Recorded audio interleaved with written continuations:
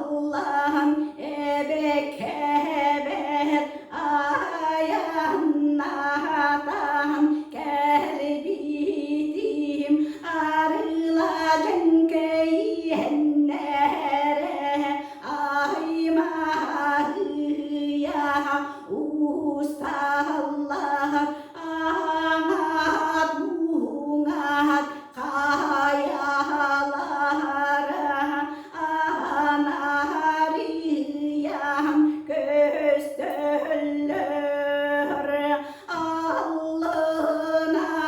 Allah'ın ebekeber ayanlardan gelbitim idir bıyan oğlukta irge bıyan oğlukta ecikeni diyelere elben yüksen göstöller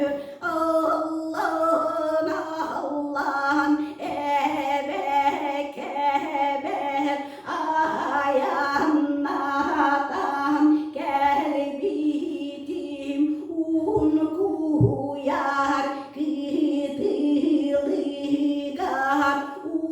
utusubu ostulbatigar uhattah çağıl tahınam odular olur Allah'ın ebekeber ayanlardan gelbitim gömüste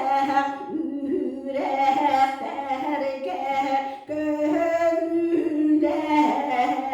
göstöller en incikti morukutlar en serde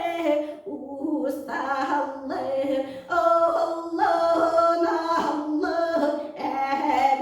ebekeber ayanlardan gelbitim sarba kıllara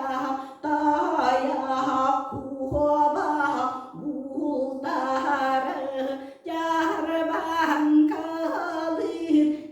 dağları namılığın duralır Allah'ın ebekeber ayanlardan gelbitim sarı